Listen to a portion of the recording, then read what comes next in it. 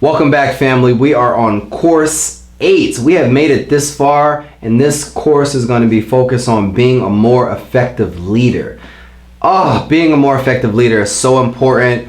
It really means so much to me as somebody who has spent their whole life following and really didn't really know that I was a leader until kind of people started telling me I'm a leader. But I believe there's so many forms of leadership, and there's a big discussion on leadership versus management, on what are the things that leaders do. And by definition, leadership,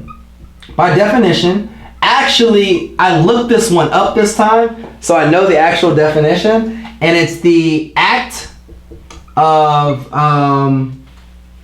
leading an organization or a group of people. So, but what does this keyword mean? What does lead mean? What does leading mean? I believe there's so many misconceptions. There's quotes out there.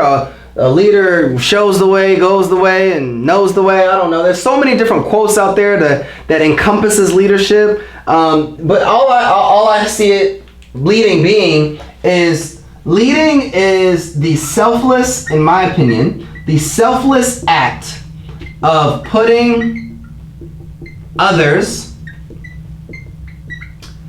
the others' needs, wants, others, just others in general, the needs, the wants, the aspirations, maybe, depending on, just the aspirations of others before yourself. Like, I could probably talk about the overall concept of leadership and the construct of leadership for hours, but we only have a little bit of time here, and I really want you to understand that leadership, based upon definition, is the act of leading an organization or a group of people. But leading and leader, like to lead, really means, in my opinion, the selfless act of putting others' needs, wants, aspirations, or anything just before yourself. And today we're going to talk about strategies and keys to really help you understand that it's not the position that makes the leader, it's the leader that makes position. Just because you have a title doesn't make you a leader. Just because you're known as the starter or the founder of organization does not make you the leader. Just because you're the most skilled athlete or player on that team doesn't make you the leader. And I do believe that a lot of people have the misconception. I think a lot of times we put a lot of pressure. We put a lot of pressure on people that are leading organizations, that are leading teams, because or that are skilled on teams or skilled within organizations, because we expect them to then lead. We expect, just because LeBron James is a great athlete, we expect him to be now the leader of that organization or the team. We expected the Michael Jordan to be the leader. We expect Russell Wilson to be the leader. We expect Serena Williams to be a leader. We expect Jeff Bezos to be the leader. We expect all these different people that maybe are skilled to be leader. But the first point that I want to make is that skill set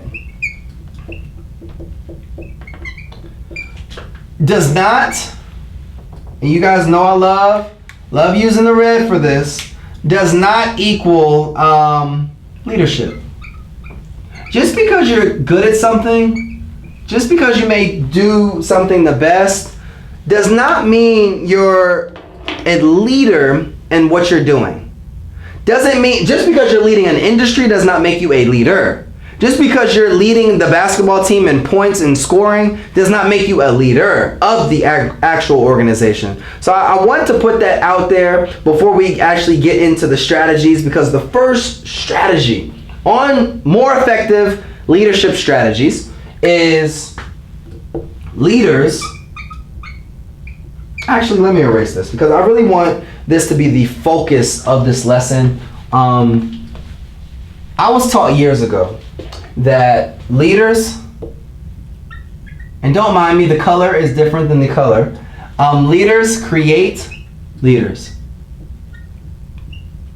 I believe that if you are in the leadership space, if you are wanting to be a leader, it would make you more marketable. It would make you more credible. It would make you more reliable and reputable if you are creating leaders. What would I be as a leader of an organization if I'm talking about financial literacy, I'm talking about business development, or I may have developed a business, or I'm talking about all of these things that I've done in terms of programs or books and all these different things, and I'm not helping anyone do it?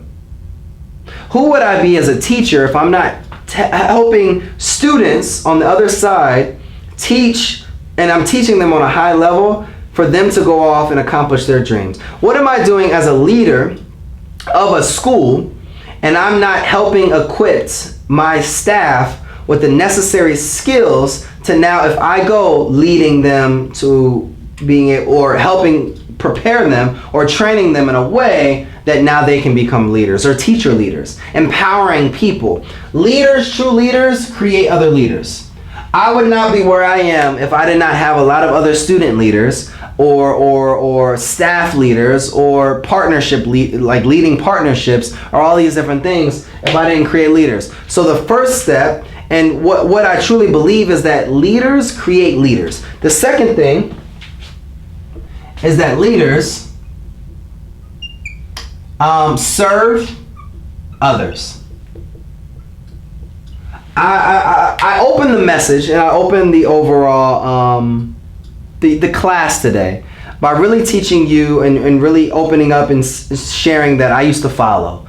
I've followed a lot, and I followed a lot because I wanted to be able to serve others by truly adding value to their lives. But I wouldn't be able to add value to people's lives if I didn't understand how to find the value in their lives. And what I mean by that is understanding the pain points, understanding what other people need. Remember when I said leadership is the selfless act of getting other people and transforming other people's lives and what they need and what they want? This is all leadership. Leadership is about serving others and adding value to people's lives. It's about adding value to be able, by serving others. Leadership, the form of leadership, effective leadership strategies, is finding ways to be able to serve others. So then we always talk about it as serving, so that you can serve others, serving others, so you can learn others, and then you can create solutions for others. If you're that type of person that is solely focused on you, is solely focused on your success or your business or your organization and all these different things, then this lesson may not be for you, because you're not the leader.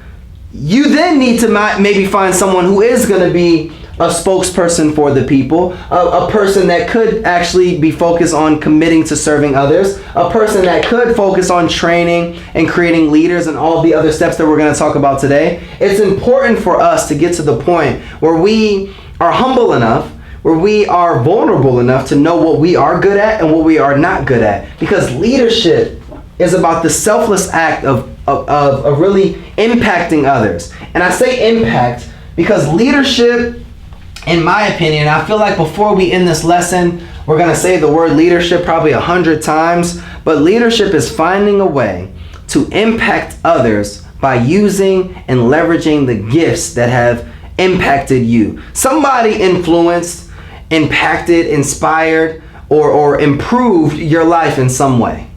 Truly. Someone said something, or something that you saw, or something that you experienced, or something that you were exposed to was some form of leadership. So I want you to take that and be able to deliver it in a way to other people. The things that you've been through, selflessly delivering that message to other people. So the third thing is that leaders, this is number 3, leaders give power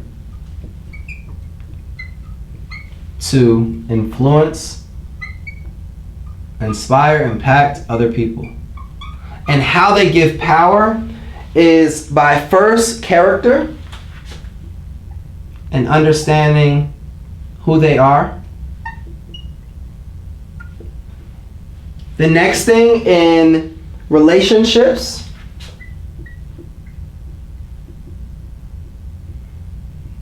so who they know, who are they connected to. The third thing is knowledge. So what is it that they maybe do know? So this is the what.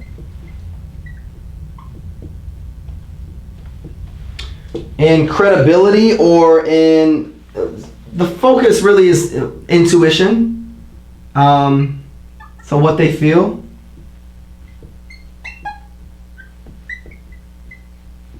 The next point is their experience, their past success. And we're going to get into all of these different things because I truly believe that this gives the leader the power to be able to influence people and their ability. So as we're talking about character, leaders have a very interesting way. They're not all the same because some people lead people differently. I do believe that it's, my father, he used to coach and he used to tell me all the time. I used to wonder why he worked with different people differently. And that was my first form of like leadership, like watching him coach basketball teams or even coach my team at a young age. And what I started to see is that he would like yell and scream at certain players, but then other players he would like pull to the side and have like more personal, intimate conversations with them. He would really motivate and really be in certain players and their behinds, essentially. And then other players, he would be a little bit more softer too. And I asked him, I was like, Dad, why do you do that? Like, why are you switching up on people? Why are you not acting the same or treating people the same? He said, because Kyle, people aren't the same. He said, Kyle, people have different triggers. He said, Kyle, you have to learn as a leader how to learn other people to be able to lead them in the direction that works for them. And I said, huh? He said, Kyle, you have to learn how to give your power to influence other people. You first have to learn other people based upon their character. Who are they? Who is this type of person? What are the things that they experience? What are maybe the things that they have been exposed to? What are the things that maybe in their past that maybe brought them pain or maybe brought them pleasure? What are the things that you need to learn about that person so that you can influence them and you can pass down your power, pass forward, pass to the side, pass down, all of these, pass up your power to be able to understand that person so that you can form a great relationship. It's sometimes about who they know. But leaders, I believe, know a certain type of person to be able to help. Most leaders have someone that they're being led by. Now, I want to say that because leaders create leaders, but leaders still do follow. I still do follow certain people. Maybe in a spiritual way, maybe in a business way, maybe in a personal way, maybe in a relationship way, to be able to help me in different avenues of my life. Whether it's in relationships, whether it's in business, whether it's in spiritual, whether it's in health. You have people that maybe know more, that maybe are more privy to knowing information or maybe more skilled than you. And then you're able to tap into their knowledge, trust their leadership, trust their expertise, and help you get to the place of experience or expertise where you want to go in your life. So I think that the third thing that is key is what they know. Like I've talked about, how are they an expert in their field? What is the relatable or the relevant information that is key to knowing? Like, what do you know as a leader? What is the information that you know? The fourth thing is the intuition. It's not always about leading people and screaming and yelling. This is more so focused on the energy, the morale. This is the momentum. It's so beautiful how college coaches in basketball or in football or in soccer, whatever sport that you like, how when they feel that their team's losing the momentum in a basketball game or a football game or a soccer game or a track meet or whatever the case may be, not track meet, they call timeout. That's true leadership. I mean, it's a strategy to kind of get your team together. But sometimes you got to call a timeout in life. You got to call a timeout in your organization. You have to call a timeout in your relationship to really reassess the energy. Let's pick this morale up so we can get that momentum back in that school. I think a lot of times leaders and principals and people that are leading districts of schools, and I always go back to schools because I'm an educator at heart, they don't understand what the morale is of their staff that's leading to the morale of their students. They don't understand the energy of synergy that should be going around in their classes or in their school environment, so they don't have the intuition. If you don't feel, you won't be able to push your group or your organization forward. This is so critical. It's not always about what you know and who you know and who they are and all these different things. Sometimes it's about what they feel and being able to be empathetic to people's situations so that you can connect with people on a deeper level. The next thing is experience. What have you experienced or gained? I think this is very key because I believe that I want to consult with experts I want to be an expert in hiring experts. But I do believe that it's hard to give constructive criticism to people or to things that you haven't constructed personally. And I personally, if I'm being led by someone in a school that has never taught, or being led by someone in a business that has never had a business, or being taught by someone in a classroom that hasn't lived what they're teaching us about, I truly believe that it would be hard to follow that person. It would be hard to follow that lesson. So as a leader, what are you experienced in, and how are you an expert, or what expertise do you have to be able to lead your team, your organization, your group, to be able, based upon the experience, and then go into the past successes that you've been able to been equipped with. And I feel like the last thing is the ability. What can you really do?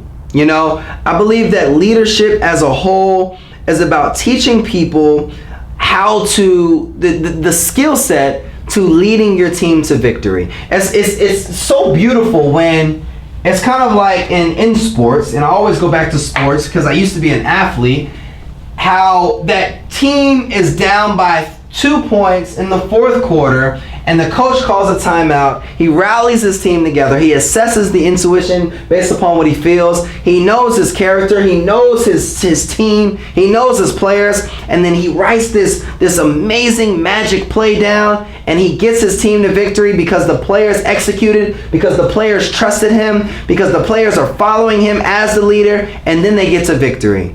That is it's always just beautiful to me, because that coach, as that leader, has the opportunity of getting his team to success or leading his team to failure. And it's so important that your team, you have to get to the point in leadership where your team, your organization, your players, your employees, whoever it is, will run through a brick wall for you because they trust in your vision, and they trust if they run through that wall, you will be on the other side to brush them off, to wipe off the blood, to just pick them up if they fall. That's your position. Position as a leadership comes with pressure. And if you can't handle the pressure, then you need to get out of the kitchen, because leadership comes with a pressure of accountability, a pressure of responsibility. If this is successful or if this is a failure, sometimes it's all laying on the coach. And with NFL teams that fire coaches, it wasn't the coach plan, it was the players plan. But it's your job as the leader to lead your team to victory, regardless of the obstacles, regardless of the environment, regardless of the circumstances. It's your job to lead your team to victory. And I believe that the next point is that leadership, let's fly through these. So one more, and then we're gonna get 2 more out of here. So leadership is succession. Leadership is sacrifice.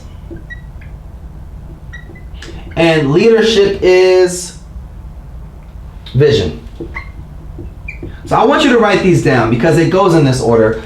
I believe that as a father, If I pass away and my son is not equipped with the necessary skills and resources that he needs to be successful, then I have not done my job as a father. Leadership is about succession.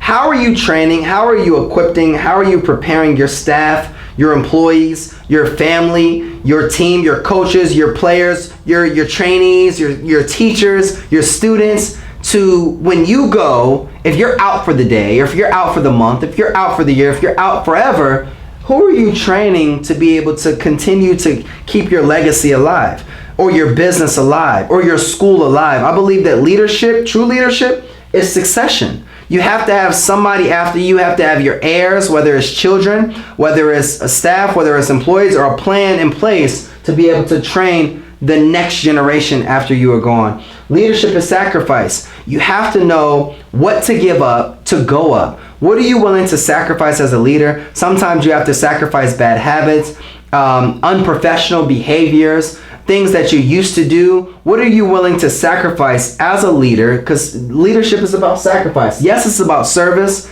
Yes, it's about succession. Yes, it's about vision, but it's about sacrifice as well. What are you willing to just stop doing so that you can start leading your team to victory? And the last thing is vision. I truly believe that it's not about money. It's about getting people to buy into your vision. It's not it's not always about getting people to buy that product or that good or that service. Sometimes it's just about getting people to buy into you. So the question that I have to leave you with today before we end the course is, what value do I bring? Why would people want to buy into me? And based upon everything that I said, am I a leader myself?